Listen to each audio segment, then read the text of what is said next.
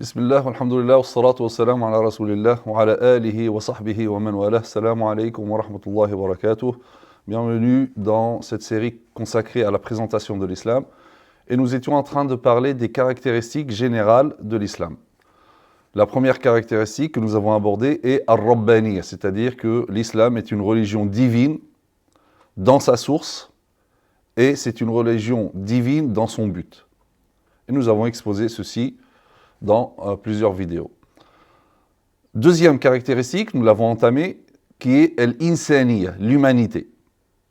Le fait que l'islam est une religion qui a placé l'être humain au centre de son message, et donc c'est une religion adressée à l'être humain pour le bonheur de l'être humain. Et nous avons vu que cette caractéristique a des fruits, des conséquences, des implications. Donc parmi ces implications, c'est l'égalité. Donc tous les êtres humains sont égaux, comme nous l'avons dit précédemment.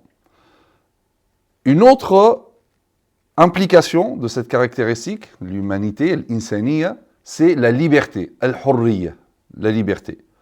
En fait, cette implication découle de la précédente, de l'égalité. Donc, la liberté, c'est l'une des finalités, des objectifs de l'islam qui découle de l'égalité. Dans le sens où si tous les êtres humains sont égaux, donc ils doivent être tous libres de la même façon, voilà, d'une manière égale. Donc ils sont tous égaux, donc ils doivent être tous libres, donc il n'est pas permis que certains soient plus libres que d'autres, ou que certains soient moins libres que d'autres. Donc, finalement, l'égalité entre tous les êtres humains, la liberté pour tous les êtres humains, il s'agit là de deux finalités, de deux objectifs de l'islam, que donc l'islam vise à réaliser. Alors, en réalité, la liberté a deux sens. La première, c'est la liberté qui s'oppose à l'esclavage. Deuxième sens, c'est la liberté dans le sens de la possibilité que l'être humain a de disposer de sa personne, de ses biens, de ses affaires, comme il le souhaite, sans contrainte ni empêchement. La liberté dans ces deux sens est une finalité visée par l'islam. Et en réalité, ces deux formes de liberté s'inscrivent dans la fitra de l'être humain. L'être humain aspire instinctivement à ces deux libertés. Liberté qui s'oppose à l'esclavage, mais aussi la liberté de disposer de sa personne, de ses affaires, etc., comme nous allons détailler, Inch'Allah. Donc, commençons tout d'abord. Dans cette vidéo, on va parler essentiellement donc, de la question de la liberté qui s'oppose à l'esclavage. Et que dit l'islam de l'esclavage? On commence ceci par une formule, une parole célèbre du deuxième calife de l'islam, qui est Omar ibn al-Khattab, qui dit « Depuis quand réduisez-vous les hommes, les êtres humains, à l'état d'esclavage alors que leurs mères les ont fait naître libres ?» Rappelez-vous, nous avons parlé de ceci, le contexte dans lequel Omar ibn Khattab a dit cela, dans la vidéo précédente concernant l'égalité. Les êtres humains sont tous égaux. Donc il dit « Depuis quand réduisez-vous les gens à l'état d'esclavage alors que leurs mères les ont fait naître libres ?» Ceci nous rappelle le premier article de la Déclaration des droits de l'homme et du citoyen, en 1789, qui dit « Les hommes naissent et demeurent libres et égaux ». Omar ibn Khattab, il a dit cette formule, donc 14 siècles avant ce premier article de la Déclaration des droits de l'homme. Mais la question ici, c'est que nous savons que en islam, chez les musulmans, effectivement, il y a eu des esclaves, etc. Et bien sûr, on va voir comment l'islam a aboli progressivement l'esclavage. Mais la question est se dire, mais pourquoi l'islam n'a pas interdit textuellement, explicitement,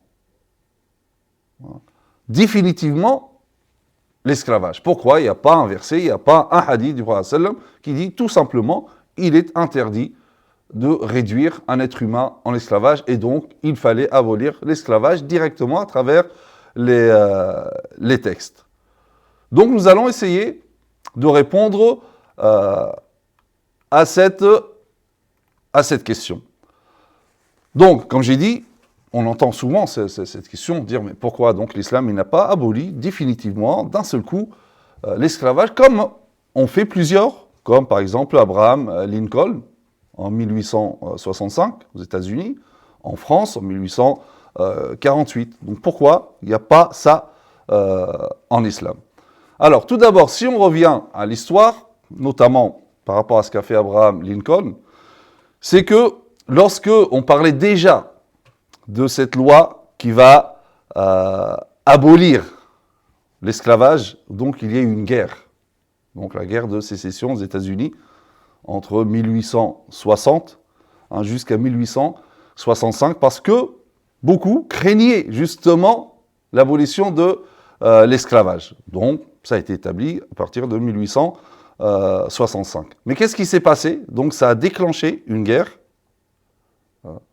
parce que beaucoup avaient des esclaves, leur fortune c'était des esclaves, et donc ils se sont dit de jour au lendemain, donc on ne va plus rien posséder, et tout tourner autour des esclaves, comme nous allons voir. Et donc il y a eu, pendant ces guerres, plus de 1 demi-million de morts et 1 demi-million de mutilés.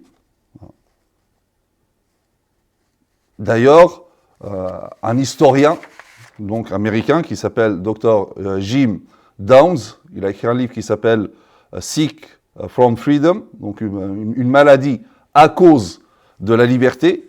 Lui, donc, il a fait une étude dans son livre et il a trouvé que 25% des esclaves qui ont été libérés aux États-Unis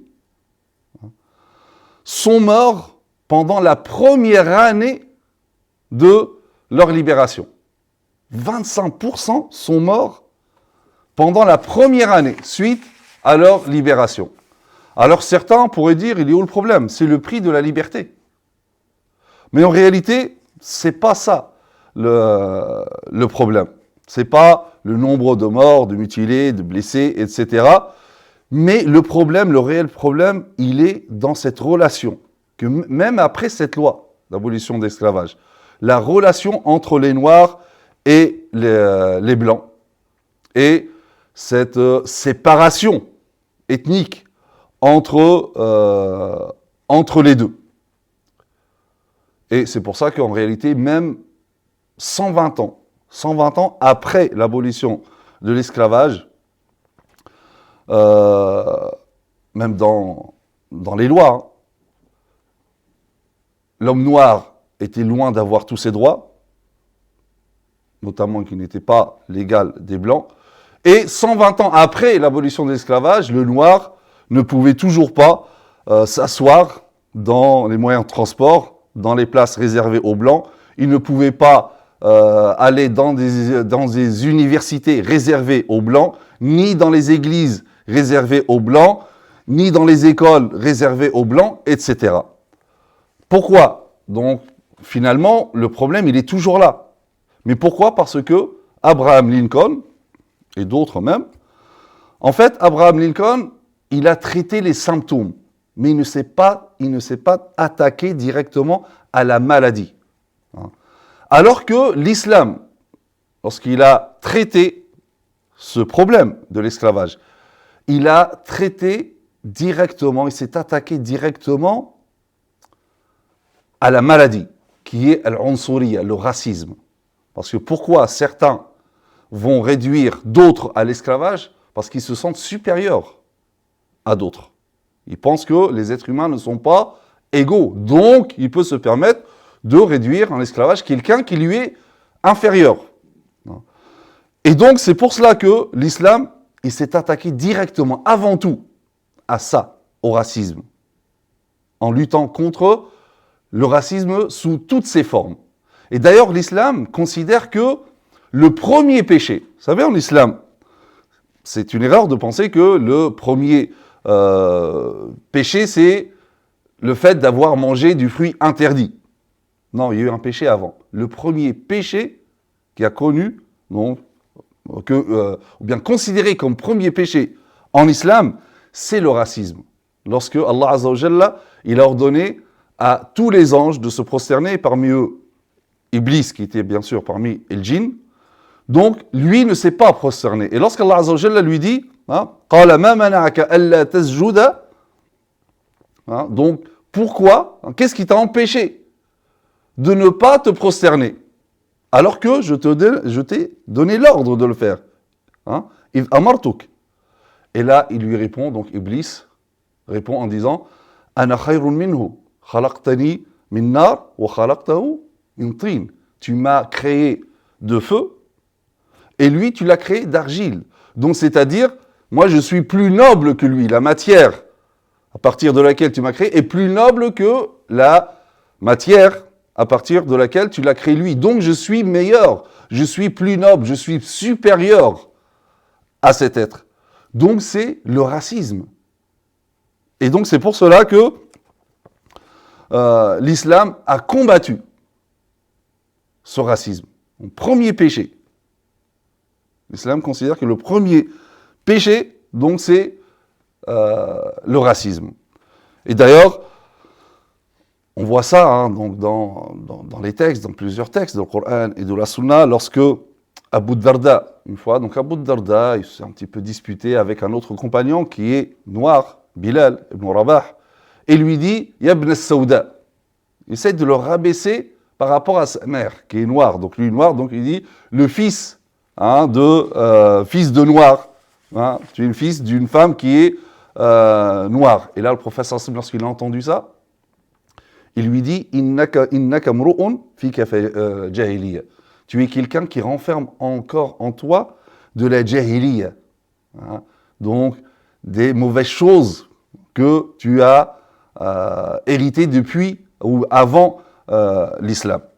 Et donc, c'est pour ça que plusieurs textes interdisent donc cette préférence raciale, d'établir une préférence raciale. Donc le racisme, Allah Azza wa Jalla nous dit Ya ayyuhan nas, inna khalaqnakum min dhakarin wa untha wa ja'alnakum shu'uban wa qaba'ila lita'arafu inna akramakum 'inda Allahi atqakum. Ô hommes, nous vous avons créé d'un mâle et d'une femelle et nous avons fait de vous des peuples et des tribus pour que vous vous entreconnaissiez. Le plus noble d'entre vous auprès de Dieu est le plus pieux. C'est-à-dire, on descend tous de Adam et de Ève. Donc pourquoi quelqu'un manifesterait une supériorité quelconque par rapport à une autre? On descend tous du même être, on descend tous d'Adam et d'Ève. Donc, le plus noble d'entre vous auprès de Dieu est le plus pieux. Mais ça, c'est auprès de Dieu. Personne n'a le droit de dire « Moi, je suis le plus noble parce que je suis le plus pieux ». Non, la piété, c'est entre toi et Dieu. Et d'ailleurs, c'est pour ça que le prophète sallam dit que la seule distinction, si on veut dire ici-bas, c'est par rapport à l'utilité publique. Il dit « Le meilleur des hommes est le plus utile aux hommes ». Il nous dit également « Vous êtes tous les enfants d'Adam et Adam fut créé de terre ». En parlant du racisme, il dit « Da'uha fa innaha muntina ». Abandonnez-le, le racisme, il empeste. Il nous dit « Ô homme, votre Seigneur est un et votre Père est un ». Donc on est tous égaux. Nulle préférence est accordée à l'arabe par rapport au non-arabe, ni au non-arabe par rapport à l'arabe, ni au noir par rapport au rouge, ni au rouge par rapport au noir, qu'en fonction de la piété. Et c'est pour ça que le prophète sallallahu alayhi wa sallam a voulu même concrétiser cela, cette égalité. Et cette lutte contre le racisme, il l'a concrétisée dans la vie pratique. Il a notamment marié Zayd ibn Haritha, donc qui est un arabe, avec Ayman, Baraka, qui était d'Abyssinie, donc noir. Et ils ont eu tous deux un enfant qui sera un grand compagnon, Oussama ibn Zayd, que le prophète sallam aimait énormément et qu'il a placé à la tête d'une armée qui devait aller affronter les Byzantins, alors qu'il n'était âgé que 18 ans. Oussama donc était métis. Donc le prophète sallam insistait justement sur ce métissage de la société. Bilal ibn Rabah, l'Éthiopien noir, il s'est marié avec la sœur de Abdurrahman ibn Aouf, donc, qui est un grand compagnon arabe. D'accord ? Et donc, regardez comment l'islam, donc, il a commencé par s'attaquer au vrai problème, qui est le racisme. Il faut tout d'abord convaincre que tous les êtres sont égaux et que la valeur humaine est la même. Il n'y a pas quelqu'un qui aurait une valeur humaine supérieure à quelqu'un d'autre. Lorsque ceci est compris, là, après, on peut s'attaquer à la question d'esclavage. Donc à partir de là, pourquoi tu vas réduire quelqu'un à l'esclavage alors que finalement, il est ton égal ? Donc effectivement, maintenant, comment maintenant l'islam, donc une fois qu'il s'est attaqué au vrai problème, à la maladie qui est le racisme. Maintenant, comment il a fait pour traiter la question de l'esclavage ? Donc, tout d'abord, même sur le plan des lois, si on veut dire, quel est le premier pays qui a aboli l'esclavage ? C'est un pays musulman. C'est la Tunisie. C'est Ahmed Bey, non, qui a aboli officiellement l'esclavage en Tunisie. C'était en 1846. 2 ans après, la France, et plus tard, aux États-Unis. Donc déjà, même par rapport à la loi, d'une manière générale, qui abolit l'esclavage d'une manière générale, donc c'est un pays musulman donc, qui a aboli l'esclavage. Deuxièmement, on ne peut pas reprocher à quelqu'un quelque chose que lui n'a pas fait, que lui n'a pas instauré et que lui n'a pas commencé. Là, on parle du prophète sallallahu alayhi wa sallam. On ne peut pas lui reprocher quelque chose que lui n'a pas instauré, que lui n'a pas commencé. Car effectivement, lorsque l'islam est arrivé, lorsque le prophète sallallahu alayhi wa sallam est arrivé, le monde entier, pas que les Arabes de la Mecque à l'époque, le monde entier était divisé en 2 grandes catégories. Il y avait les maîtres et il y avait les esclaves. Donc, dans ce cadre-là, l'islam n'a pas interdit l'esclavage du jour au lendemain, bien que c'est une finalité. Il vise. D'ailleurs, les savants disent que si on prend tous les textes, comme nous allons voir, qui incitent à l'affranchissement des esclaves, le nombre de ces textes indique par induction que la liberté et l'affranchissement des esclaves est une finalité de l'islam, est un objectif de l'islam. Donc, l'islam a voulu également préserver l'ordre et la stabilité de la société. Donc, la préservation de l'ordre et de la stabilité a, si on veut dire, empêché l'islam d'abolir subitement et d'une manière générale l'esclavage pour le remplacer par la liberté. En effet, comme j'ai dit, lorsque l'islam a été révélé, l'ordre des sociétés dans le monde, dans les différents pays du monde, était fondé sur l'esclavage. Ce sont les esclavages qui travaillaient la terre, qui gardaient les troupeaux, qui entretenaient les maisons, les demeures, se chargeaient du commerce pour leurs maîtres, participaient aux guerres, ils assuraient les différents besoins de la société. Donc tout le système social et économique mondial était fondé sur l'esclavage, sur l'existence de cette main-d'œuvre gratuite. Donc l'interdiction soudaine et brutale de l'esclavage aurait bouleversé tout ce système et aurait provoqué un désordre au niveau social et économique. Comme j'ai dit tout à l'heure, c'est pour ça qu'aux États-Unis, certains ont pris les armes, etc. Pourquoi ?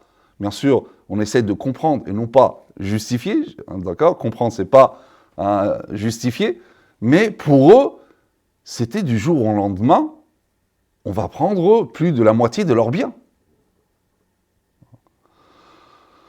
Donc, et ça, comme j'ai dit, non seulement c'était en Arabie, mais également dans le reste du monde. Donc, l'islam, finalement, il a considéré à la fois ces deux objectifs. Premier objectif, c'est la propagation de la liberté, donc affranchir les esclaves. Mais il y a une deuxième finalité, un deuxième objectif qui est la préservation de l'ordre de la société. Donc ça, c'est très important. Par contre, ce que va faire l'islam, donc il va réduire les sources de l'esclavage. L'islam, il considère que l'esclavage, c'est cette grande rivière, mais qui est nourrie par les petits ruisseaux. Comme on dit, les petits ruisseaux font les grandes rivières. Et donc, il y a cette grande rivière qui est l'esclavage. Et il y a des petits ruisseaux. Donc, il fallait tout d'abord fermer, d'accord, mettre fin à ces petits ruisseaux pour ne plus alimenter la grande rivière et la sécher. Donc, progressivement, pour qu'il n'y ait plus donc d'esclavage. Donc, justement, l'islam va s'attaquer à ces petits ruisseaux. Et donc, il va interdire plusieurs formes, et là on le dit, interdire, mais vraiment textuellement et d'une manière définie. Il y a certaines formes d'esclavage, l'islam les a abolies directement. Donc, par exemple, l'islam arrive et il y avait certaines pratiques de l'esclavage, comme par exemple, il était permis dans certaines sociétés que l'être humain lui-même se réduit en état d'esclavage, parce que par pauvreté, ou il n'a pas pu payer ses dettes, etc., que lui-même, donc volontairement, il devienne esclave. L'islam a aboli cela. L'islam a interdit catégoriquement la pratique primitive de la capture, le kidnapping. À l'époque, une tribu pouvait donc s'attaquer à des caravanes, etc. Et tous ces gens-là étaient réduits à l'esclavage. Comme Zayd ibn Haritha, qu'on appelait le fils adoptif du prophète sallallahu alayhi wa sallam, Zayd ibn Haritha, qui est d'ailleurs arabe. Et quand on parle d'esclavage à cette époque-là, il faut bien savoir qu'on ne parle pas uniquement de l'esclavage des Noirs. Mais il y avait même des Arabes, parce que là, ce que je dis, le fait de kidnapper, il y avait des gens, donc des brigands, ils s'attaquaient aux caravanes, aux passants, et ils les réduisaient en état d'esclavage, quelle que soit leur ethnie, donc même les Arabes. Donc ce n'était pas l'esclavage par rapport aux Noirs uniquement, mais même des Arabes. Zayd ibn Haritha, c'était un Arabe, donc sa tribu avait été attaquée par d'autres, il s'est trouvé esclave, vendu, et il a atterri chez Khadija, qui l'a donné au prophète sallallahu alayhi wa sallam. D'accord ? Là, le prophète sallallahu alayhi wa sallam, ça, il l'a interdit. Et il dit, je serai adversaire de 3 catégories de personnes le jour du jugement dernier. Parmi ces catégories, il dit, celui qui a servi, celui qui réduit un homme un homme libre en état d'esclavage, puis le vend et récolte son argent. Donc là, oui, on peut dire que cette forme primitive de l'esclavage, les textes l'ont interdit, comme la forme précédente que j'ai dit. Donc, ce que j'avais dit précédemment, c'est l'esclavage volontaire, en se vendant ou en vendant un membre de la famille, comme c'était répandu. Là, l'islam l'a interdit. Ce qui était aussi répandu, c'est le fait, donc, quelqu'un par pauvreté, donc un père de famille, il n'a plus de quoi donc nourrir les siens, il pouvait donc vendre l'un de ses enfants en tant qu'esclave, 1 ou 2, etc. L'islam a interdit cela. Parmi les causes de l'esclavage, à l'époque, c'était le non-remboursement des dettes. Quelqu'un qui n'est plus capable de rembourser sa dette, le seul moyen, c'était maintenant, il devient esclave. Donc l'islam a aboli l'esclavage pour cause de non-remboursement d'une dette. Et ça se faisait à l'époque. Il y avait aussi d'autres causes, comme par exemple le fait de devenir esclave comme punition par rapport à une faute. Comme si on revient à l'histoire de Youssouf alayhi salam, Joseph, son frère, lorsqu'en fait c'est une ruse qu'avait faite Youssouf alayhi salam, qui est devenu le ministre de l'économie d'Égypte, et il a voulu garder son frère, donc il a accompli une ruse comme quoi donc son frère aurait volé, etc. Et donc la sanction, c'était donc de le réduire en état d'esclavage. En fait, lui, il voulait le garder. Mais c'est juste ici pour dire que à l'époque, certains délits, la sanction, c'était l'esclavage. Et donc, l'islam, il a mis fin à toutes ces sources. Donc, il a mis fin à ces petits ruisseaux. L'islam a mis fin à toutes ces sources et il a laissé que 2 sources, uniquement 2 sources. La première source, c'est al-wiratha, donc c'est l'héritage, être esclave par hérédité. Donc, les enfants des esclaves. D'accord ? À l'époque, même si l'enfant avait pour un des 2 parents, un homme ou une femme libre, l'enfant était considéré comme esclave. Par exemple, il y a un exemple qui est très connu dans l'histoire des Arabes, c'est Antara ibn Shaddad. Antara, son père, il faisait partie des notables des Arabes. Par contre, sa mère était d'Éthiopie. Ça, je parle avant l'islam. Antara, il est resté esclave. Pourtant, son père était libre. C'était un notable. Et chez les Arabes, à l'époque, donc, si l'un des 2 parents, le père ou la mère, était esclave, l'enfant est esclave, même si l'autre parent est libre. L'islam, d'ailleurs, a abrogé cela. Il a fait en sorte que si l'un des 2 parents est libre, l'enfant est libre. Et c'est ce qui va nous conduire après à parler d'autre chose qui est mal comprise dans l'esclavage en islam, qui est la notion de milk al-yamin, ce qu'on appelle les concubines. Deuxième source, c'était les guerres. D'accord ? C'est le mu'amala bil mithl, parce que à l'époque, pendant les guerres, il était coutume que les captifs étaient réduits à l'état d'esclavage. Donc en islam, lorsqu'il y a des captifs, donc il y a plusieurs éventualités. Soit c'est de les libérer gracieusement, soit les rançonner, ou soit les réduire en état d'esclavage si les autres font la même chose. C'est des choses qui existaient avant l'islam.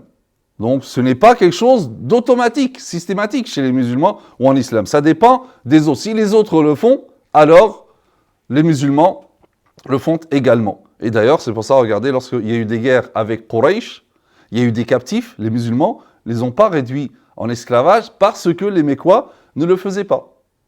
Alors que, dans une bataille contre les Banu al-Mustaliq, eux le faisaient. Et donc, lorsque toute la tribu des Banu al-Mustaliq a été capturée, ils sont tous devenus esclaves. Et d'ailleurs, c'est là, lorsque le prophète sallallahu alayhi wa sallam voit que toute cette tribu, hommes et femmes et enfants sont devenus des esclaves, le prophète sallallahu alayhi wa sallam, lui, bien sûr, pour lui, l'objectif, c'est pas de faire des esclaves, c'est pas le butin des esclaves, etc.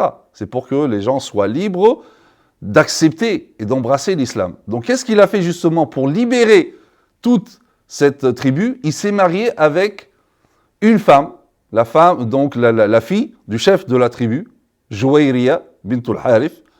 Bien sûr, à l'époque, une tribu, c'est-à-dire ils sont tous de la même famille. Lorsque le prophète sallallahu alayhi wa sallam s'est marié avec Juwayriya, là, les compagnons, ils voient qu'ils ont en captivité finalement la famille du prophète sallam par alliance. Donc tous libèrent les captifs et du coup tous les Banu al-Mustariq sont libérés gracieusement. Ce geste a fait en sorte que tous rentrent en islam. Comme disait Saladin, pardonner fait convertir les cœurs.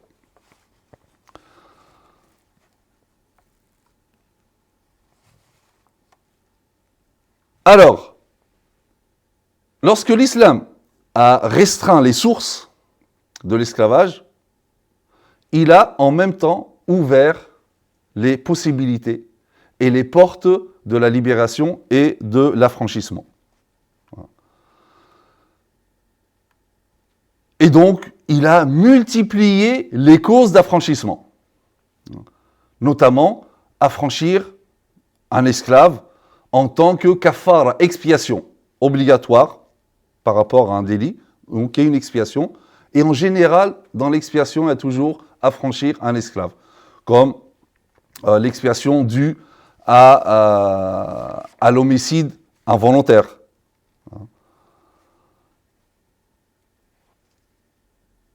Et d'ailleurs, quand on revient à cette notion d'homicide involontaire, l'islam donc, dit que donc, si quelqu'un tue quelqu'un donc, involontairement, il doit affranchir un esclave. Ici, on peut faire ce parallèle qu'il y a entre l'esclavage et la mort, d'un côté, et la libération et la vie. Donc ici, c'est comme si le Coran voulait dire, c'est comme là, toi, tu as tué quelqu'un, tu as pris la vie de quelqu'un, certes involontairement, mais tu lui as pris la vie. Comme tu as pris la vie à quelqu'un, tu vas rendre la vie à quelqu'un d'autre. Bien sûr, rendre la vie à quelqu'un, c'est impossible. Ressusciter, ça appartient à Allah Azza wa Jal. Donc, comment tu vas rendre la vie? C'est en le libérant. Donc, c'est comme si le Coran considère que l'esclavage est une mort morale. C'est une mort morale.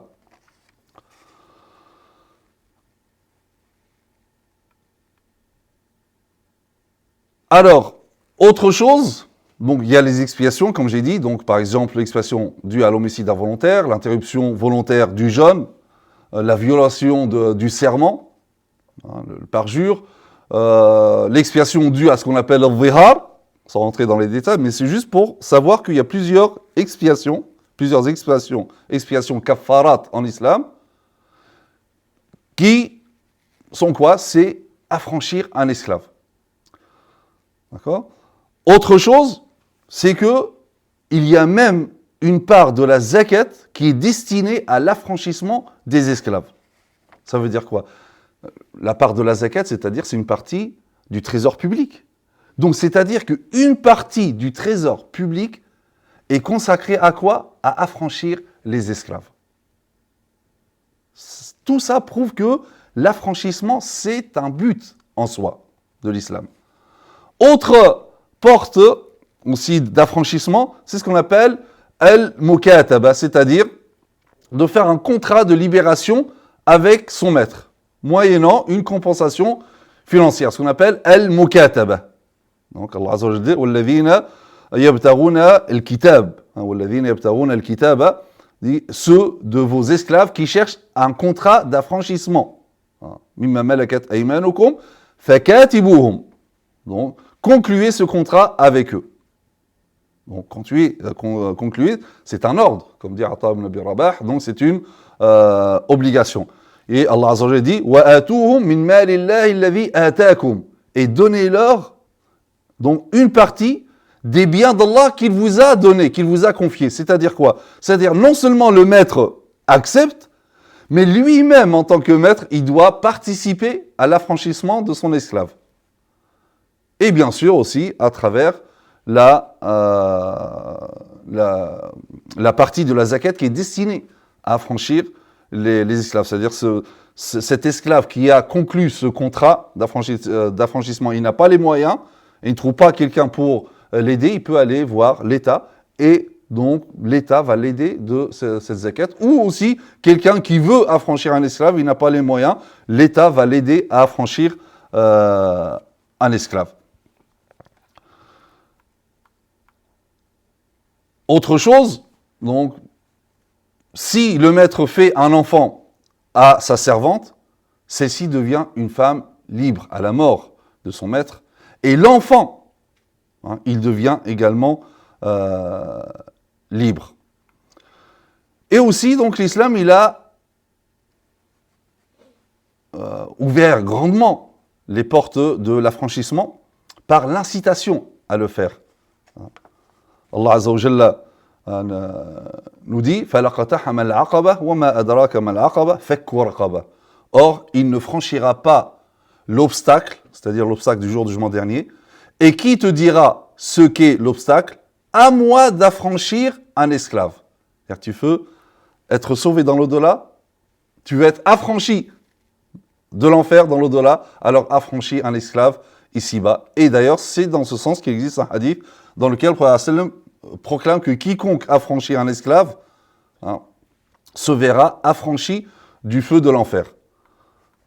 Et l'incitation va jusqu'à la compétition dans l'affranchissement. Le prophète sallam dit le meilleur affranchissement est d'affranchir l'esclave le plus cher et le plus précieux pour ses propriétaires.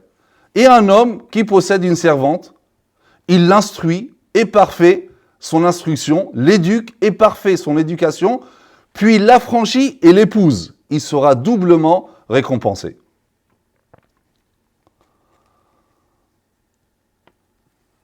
Bien sûr, tout ceci en rajoutant la bonté que commande l'islam vis-à-vis des esclaves. Donc, tout d'abord par rappeler à, entre guillemets, leur maître, que ces esclaves sont des êtres humains. Et donc, ils ont la même valeur humaine. Donc, ils sont finalement les égaux en maître. Ce n'est pas des êtres inférieurs. Ils sont dans une situation sociale, délicate, spécifique, mais ça ne fait pas d'eux des êtres inférieurs. Des êtres dont la valeur humaine serait inférieure. Donc, première chose, c'est dire au maître, attention, ces esclaves sont vos égaux. Et aussi, l'islam a commandé, ordonné la bonté vis-à-vis des esclaves. Donc, subvenir à leurs besoins, de ne pas les vexer, de ne pas les frapper, etc. Le prophète sallallahu alayhi wa sallam nous dit, vos domestiques, il parle des esclaves, sont vos frères. Donc, regardez, certes, c'est un esclave, mais avant tout, c'est ton frère. Dans l'humanité, dans la religion, c'est un être humain comme toi. Il est ton égal, la valeur humaine est la même. Sauf qu'il dit que Dieu a placé sous votre responsabilité. Là, il se trouve dans une situation particulière. Ainsi, quiconque a son frère sous sa responsabilité. Donc, il n'est pas en réalité ton esclave pour faire ce que tu veux, il est sous ta responsabilité. Donc, il dit, ainsi, quiconque a son frère sous sa responsabilité, qu'il le nourrisse de ce qu'il se nourrit, le vêtisse de ce qu'il porte, et ne lui confie pas une charge qu'il ne peut supporter. Si cependant, il lui confie une telle tâche, qu'il lui vienne en aide. Et d'ailleurs, le prophète sallallahu alayhi wa sallam a interdit de frapper le domestique. Le prophète sallallahu alayhi wa sallam dit, donc celui qui frappe un domestique, la sanction c'est quoi? C'est de l'affranchir. Donc quiconque frappe désormais son domestique doit le libérer. Et d'ailleurs, toujours dans cette optique de rappeler au maître que son, entre guillemets, esclave, il est égal à lui, le prophète sallallahu alayhi wa sallam a interdit de dire d'un esclave, c'est mon esclave. Ou que l'esclave dise par rapport à son maître, c'est mon maître. Il dit qu'ils disent roulami, c'est, comment dire, un domestique, mais qu'ils ne disent pas mon esclave. Et que l'esclave ne dise pas mon maître, car le prophète sallallahu alayhi wa sallam dit, parce que, donc il dit, la yajuzu limalikin roulam an yaqula abdi. Il est interdit à celui qui possède un esclave de dire mon esclave. Et que l'un d'entre vous ne dit jamais mon esclave, homme ou femme. Car il dit, car vous êtes tous les serviteurs de Dieu. Hein. Et toutes vos femmes sont les servantes de Dieu. D'accord ? Même par rapport à la loi du talion, par exemple. Elle peut être appliquée également au maître, entre guillemets. Pour ça, le prophète me dit « Man qatala abdan qatalna » celui qui tue, volontairement son esclave, ben, la loi du talion lui sera appliquée. « Wa man jadda'a abdahu » celui qui frappe ou qui coupe le nez de son esclave, on lui fera la même chose. Et celui qui castre son esclave, on lui fera la même chose. Pour dire que l'esclave, il a tous ses droits en tant qu'être humain. Ce n'est pas juste parce que c'est une situation anormale, donc il faut profiter de cela. Donc, c'est pour cela, comme je vous ai dit, que l'islam, donc comment il s'est attaqué au problème de l'esclavage? Tout d'abord, il s'est attaqué à la maladie, qui est le racisme. Ensuite, donc, il a annulé, il a fermé toutes les portes qui conduisent vers l'esclavage. Donc, il a réduit tous ces ruisseaux pour assécher la grande rivière qui est l'esclavage. Et en même temps, donc, il a multiplié les causes d'affranchissement et il a incité à le faire. Et non seulement il a incité à le faire, mais il a également commandé la bonté dans le traitement des esclaves. D'ailleurs, dans son ouvrage intitulé « La civilisation des Arabes », le français, donc l'historien Gustave Le Bon, il dit « Ce que je crois vrai », ça c'est Gustave Le Bon qui dit dans « La civilisation des Arabes », il dit « Ce que je crois vrai, c'est que l'esclavage chez les musulmans est meilleur que ce qu'il est chez les autres. Et le statut des esclaves en Orient est meilleur que celui des domestiques en Europe. Et les esclaves en Orient font partie de la famille du maître. Et ceux d'entre eux qui veulent recouvrer leur liberté l'obtiennent dès qu'ils en manifestent le désir, ce qu'on a appelé tout à l'heure al-mukataba, le contrat d'affranchissement. Donc, l'islam, il est venu mettre fin à l'esclavage, en favorisant les causes d'affranchissement.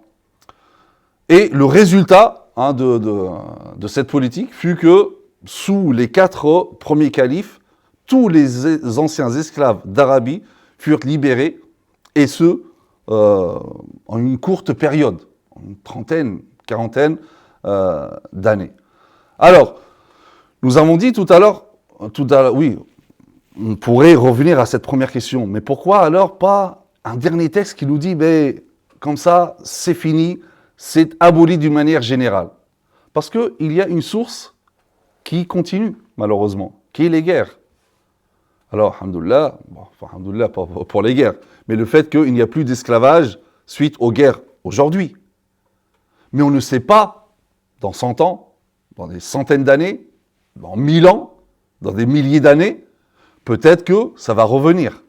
Et donc, si ça se fait, et que les musulmans se trouvent dans une guerre où leurs captifs sont réduits à l'esclavage, alors ils auront toujours la possibilité de le faire pour que ça ne soit pas utopique que d'un côté. Mais tant que les autres ne le font pas, là les musulmans ne le font pas, comme nous avons vu contre les Quraysh. Donc les musulmans n'ont pas réduit en esclavage les captifs de Quraysh, parce que Quraysh ne faisait pas cela avec les captifs des guerres également. Alors, on va finir par la question, justement, de Milk al-Yamin. Donc, on a parlé tout à l'heure, on dit, c'est l'une des sources aussi, c'était l'hérédité. Sauf que là, bien sûr, l'hérédité, alhamdoulilah, ça n'existe plus. Mais pourquoi ça a continué à l'époque? Donc, l'hérédité, donc celui qui l'a, ou l'enfant. Et là intervient ce qu'on appelle Milk al-Yamin, ce qu'on appelle les concubines. Donc plusieurs versets en parlent, et certains ne comprennent pas ça. Mais comment un homme donc, pourrait avoir des relations sexuelles avec une femme esclave, etc. Donc pourquoi l'islam a laissé cela? Eh bien c'est pour le même objectif, c'est pour la libération et l'affranchissement. Pourquoi? Parce que si ça s'était interdit avec le maître, donc les femmes esclaves n'auraient d'autres moyens que de se marier avec des esclaves. Et du coup, esclaves qui se marient avec des esclaves, ça fait des enfants esclaves, et on maintient l'esclavage. Or, si on ouvre cette possibilité, donc il y a possibilité que la femme engendre un enfant de ce maître. Et donc du coup, elle change de statut. Elle change complètement de statut. Elle est appelée al-Walad. Elle est appelée al-Walad, la mère de l'enfant du maître. Donc du coup, elle n'est plus, elle est entre eux, là pour l'instant, elle est entre eux, libre et esclave. C'est-à-dire qu'il est interdit de la vendre, de l'acheter, de l'offrir, etc. D'accord ? Et dès que le maître meurt, donc elle devient libre. Et ça n'existait pas avant l'islam.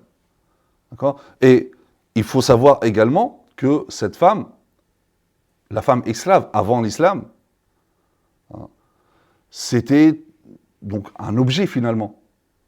C'est l'homme, il pouvait en faire ce qu'il voulait, ou l'offrir à son fils pour faire ce qu'il veut, ou à un ami, à un invité, etc. En islam, non. La concubine, le seul rapport sexuel, c'est avec son maître.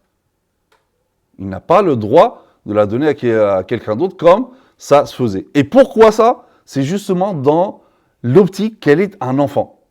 Et qu'on sorte de ce cercle d'esclavage une fois pour toutes. D'accord ? Parce que dès qu'on a un enfant, l'enfant, il est libre. D'accord ? Contrairement à ce que faisaient les Arabes, je vous ai donné l'exemple de Antara. D'accord ?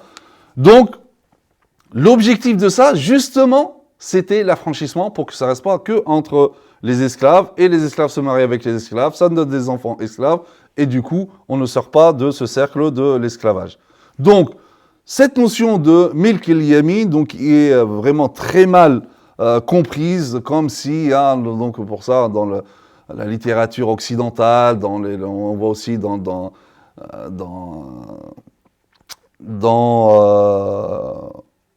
les peintures, etc.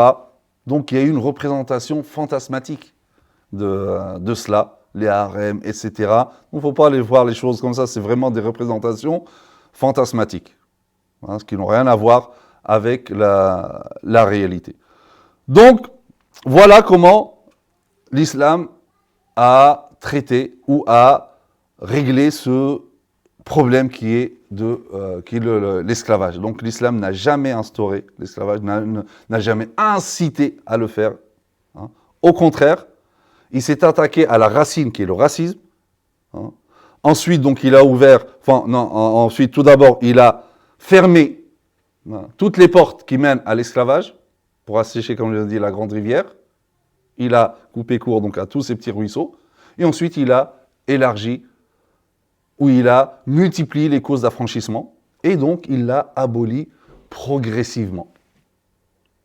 Voilà comment agit l'islam. Donc, pour pas, comme j'ai dit tout à l'heure, abolir l'esclavage d'un seul coup, subitement, brusquement, alors que toute la société mondiale était fondée sur ce système. Donc voilà, j'espère avoir apporté les éclaircissements nécessaires pour cette question. On a abordé le premier sens de la liberté. Dans la prochaine vidéo, on va voir le deuxième sens de la liberté, Inch'Allah. Subhanaka Allahumma bihamdik.